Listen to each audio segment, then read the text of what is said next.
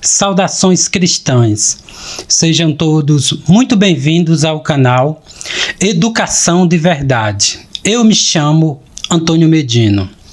Bem, pessoal, neste vídeo eu quero compartilhar com vocês algumas histórias e também algumas máximas que eu aprendi durante a minha infância e também adolescência na cidade onde eu fui criado. São histórias bastante profundas, de sabedorias práticas, de reflexões interiores e também de profundidade teológica. São histórias e máximas que aparentemente podem não ter sentido, podem não ter conexão com a realidade, mas se você apreender bem, se você refletir bem sobre elas, tem bastante profundidade. E foram histórias que me ajudaram a me reerguer, histórias que me ajudaram a superar certas vicissitudes da vida. Pois essas histórias eram comuns, e essas histórias e máximas eram comuns na minha cidade, eram repassadas pelos avós, pelos pais, pelos tios, e a gente ia apreendendo aquilo ia fazendo parte do nosso interior, da nossa, digamos, vivência ética, espiritual, questão moral e questões práticas também diárias, e aquilo ajudava a fortalecer e também fazer parte da nossa personalidade, iria, digamos assim, fazendo parte da fundamentação da nossa personalidade e também da nossa evolução espiritual, moral e assim por diante. São histórias que eu não vejo que são contadas hoje por muitos pais, nem no interior. Vocês vão perceber aqui ao longo desse vídeo. E eu lamento muito, porque na época que eu fui criado, mesmo os pais não tendo aquele conhecimento teorético, aquele conhecimento que muitos hoje têm sobre pedagogia, educação, mas eram histórias bastante profundas que os pais compreendiam a sua profundidade e a sua riqueza e passavam para os filhos. E vale muito mais do que muitas máximas pedagógicas, educacionais que se tem hoje nas escolas. Vale muito mais. Vocês vão perceber que são muito mais profundas.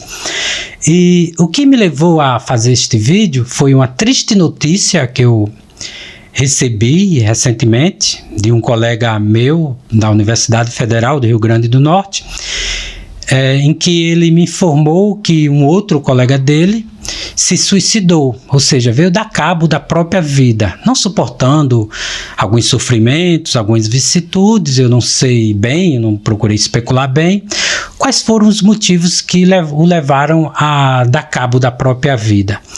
Mas eu penso que são faltas de histórias, de fundamentação moral, de riquezas, ainda na infância e na adolescência, que levam os jovens a entrar no vazio existencial, nesse secularismo que se tem hoje, nessa ausência da verdadeira religião, do verdadeiro cristianismo. E essas histórias que eu vou contar aqui para vocês têm bastante profundidade. E repito, lamento muito por essas histórias não estar sendo contadas. Bem, essa introdução foi bastante longa, eu acredito, pode ser muito chata para muitos, mas é necessário porque vocês vão compreender o motivo. Bem, a primeira história assim que eu vou contar e que eu me recordo de imediato é uma história que dizia o seguinte, que certa vez nosso Senhor Jesus Cristo estava caminhando com duas pessoas, e essas duas pessoas chegou um tempo que ficaram sem mantimentos, sem comida, e eles começaram a pensar: e agora, como que a gente vai conseguir alimentação? Como que a gente vai se alimentar? Que a gente já comeu, já acabamos com o nosso alimento, a gente tem que continuar a viagem, mas está sem alimento. E o que tinha disponível ali para eles, naquele momento, era apenas um grão de milho, se eu me recordo. E o que Jesus fez? Pegou esse grão de milho, repartiu em 3 partes e deu para cada um uma. e comeu uma também. Aliás, comeu uma e repartiu as outras duas para os outros dois que caminhavam com ele. Só que um deles não quis comer, porque dizia que aquilo ali não iria saciar a fome dele. O outro recebeu de Cristo e o comeu, e se saciou. O outro morreu de fome. Eu não entendia muito bem essa história, o que queria dizer, mas hoje eu compreendo bem. É uma história que o pessoal contava no interior que dizia o seguinte, que o pouco com Deus se torna muito, e o muito sem Deus se torna nada. Ou seja, era um pouco que tinha ali, apenas um pedacinho de grão de milho, mas abençoado por nosso Senhor Jesus Cristo, aquilo saciou a fome de um, o outro rejeitou. É assim na vida. As pessoas hoje entraram no secularismo, no materialismo, que pensam que para ser feliz, para serem saciadas, necessitam de muito, mas esquece do principal, do essencial, que é o nosso Senhor Jesus Cristo. Eu não vou me prolongar muito nessa história, vocês tirem suas conclusões, para o vídeo não ficar demasiadamente longo. Só um momento aqui, por favor. O celular começou a tocar. E outra história que eu me recordo é a seguinte, que existia um passarinho lá na nossa terra que se chamava lavandeira. Eu vou até botar a foto aí, se der para eu conseguir a foto desse passarinho. Um passarinho branco com as asas pretas, se eu me recordo. E ninguém fazia mal esse passarinho. A gente, quando era pequeno, criança, adolescência, a gente saía para caçar de baladeira, muitos hoje conhecem como estilingue, e a gente saía para caçar rolinhas, passarinhos, outros nambus que tinha lá, e só não fazia mal essa lavandeira. Por quê? Por que ninguém atirava nas lavandeiras? Pelo simples motivo, porque tinha uma história, um mito, digamos assim, que esse passarinho, em tempos pretéritos, eu acredito, lógico, que os ancestrais desse passarinho tinham lavado a roupa de Jesus. Essa lavandeira, uma lavandeira, tinha lavado a roupa de Jesus. E que por isso, por ter lavado a roupa de Jesus, se compreendia que não podia fazer mal a ela, porque ela tinha feito um bem a Cristo. Realmente é uma história que parece não ter conexão com a realidade, está desconexa, parece não ter fundamento, mas tem. É uma história que reflitam vocês. Hoje, por exemplo, até hoje, melhor dizendo, eu não conheço ninguém da minha geração que atire na lavandeira. Eu penso que essa história, o fundo dessa história é o seguinte, há um limite para se tirar a vida de animais, para caçar animais. Há um limite. Nós temos também que frear. Os animais também, de um modo geral, são criaturas de Deus. Aliás, são criação de Deus. E que por isso há um limite. Eu não estou querendo dizer aqui que devemos idolatrar animais. Pelo contrário, eu sou a favor de que cachorro tem que ser tratado como cachorro, leão como leão, de acordo com sua natureza. Não é idolatrar como muitos hoje fazem, de tratar cachorro como filhos, dizer que cachorro vai para o céu, idolatrar mesmo. Não sou desse tipo, mas há um limite. Ou seja, e havia também até um limite digamos, na ferocidade humana. Nós tínhamos um freio, aquilo tinha um freio moral, um freio espiritual. Bem, eu posso, entre muitas coisas, eu posso caçar entre muitos animais, mas esse não, ou seja, tinha um freio. Tinha um limite. É muito parecido com aquela passagem bíblica do livro do Gênesis, onde poderia se comer todos os frutos de todas as árvores, exceto de uma árvore. Ou seja, tem um limite. Na vida nós temos um limite. Vocês tirem suas conclusões. Outra história que muito se contava era o seguinte, na verdade era uma máxima, que se dizia o seguinte, meu filho ou minha filha, quando alguém perguntar se você é rico ou pobre, diga que você é rico da graça de Deus. E isso as pessoas levavam em prática. Era uma época onde eu fui criado, na minha adolescência, que é na cidade de Touros, mais precisamente no distrito de Santa Luzia, onde as pessoas levavam isso a sério. Levavam mesmo. Por exemplo, a gente compartilhava o alimento uns com os outros.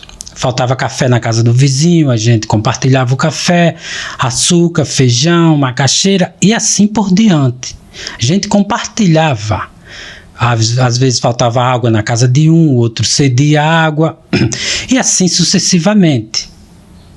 Ou seja, as pessoas não eram ricas materialmente, mas eram ricas realmente da graça de Deus.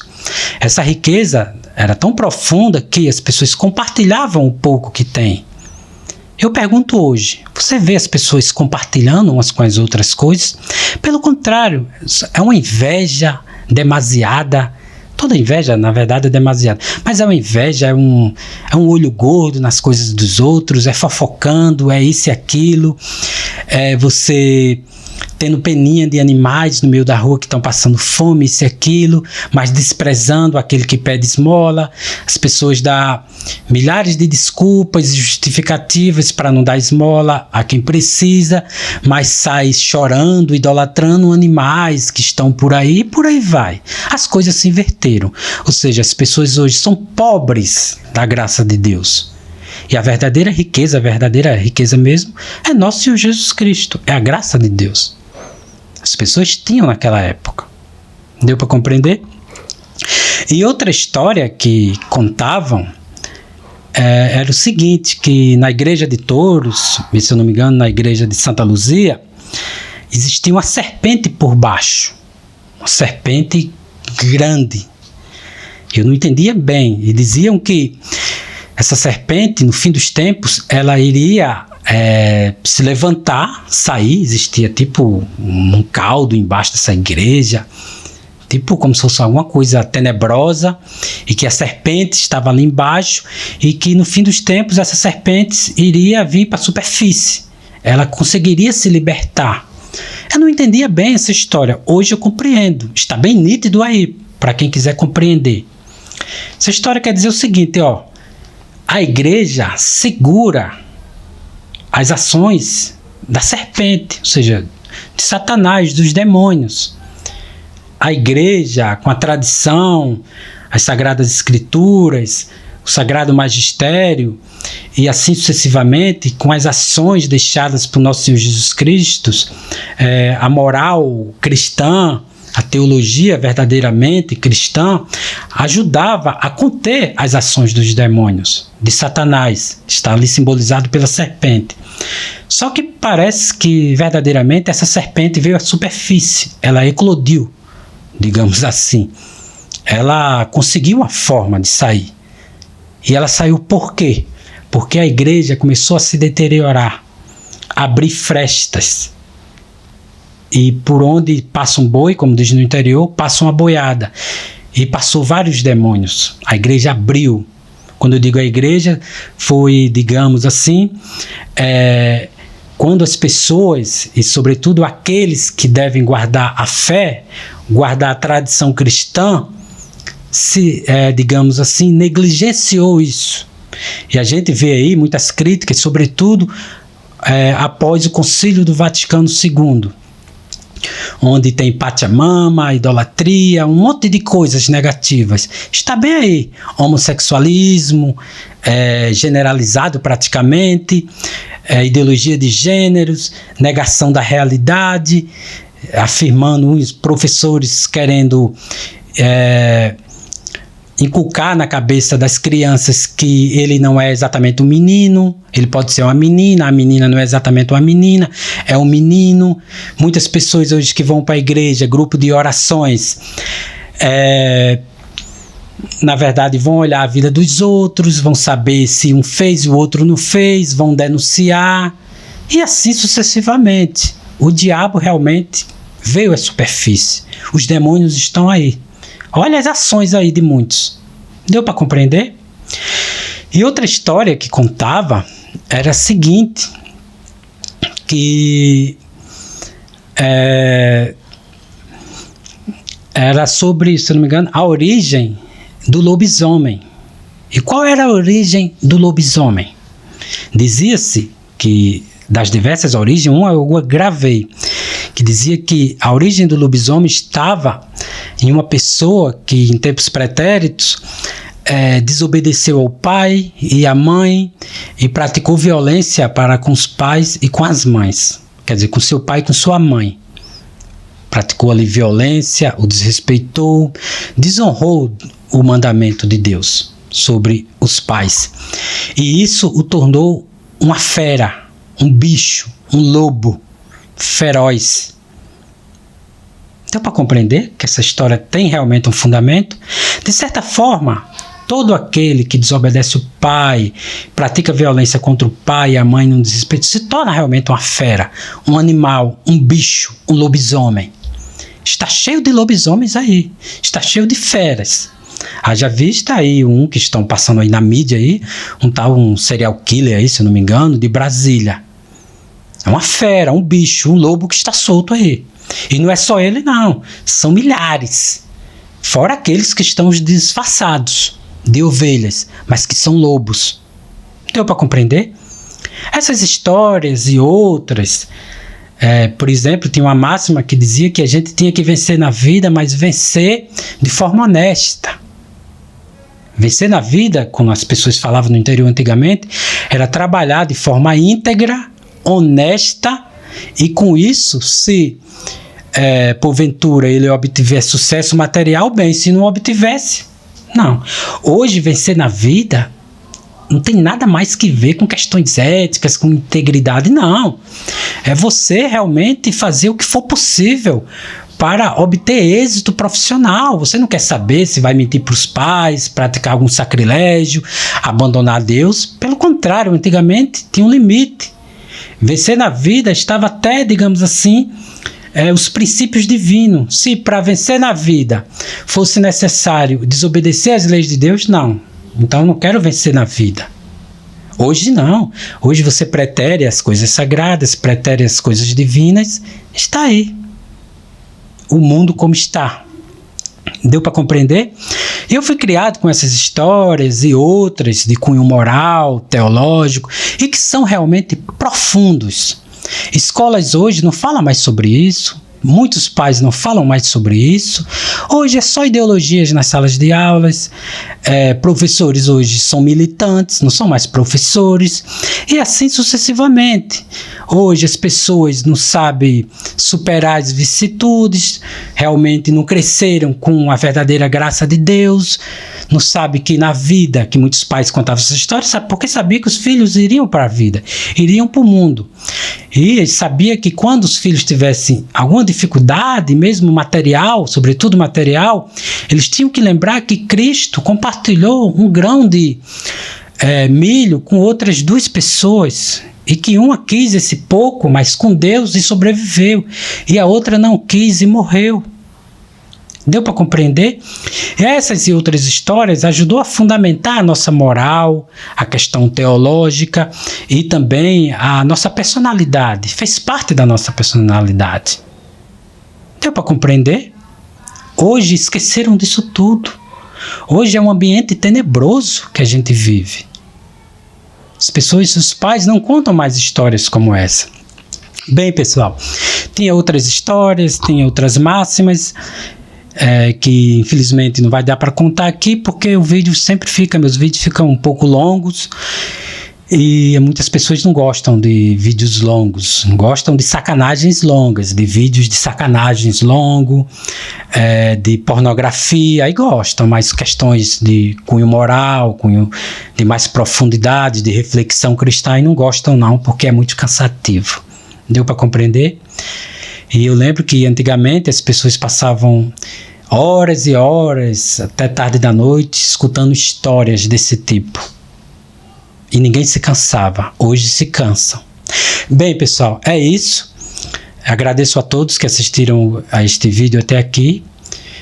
Fiquem todos com Deus e aguardo vocês no próximo vídeo.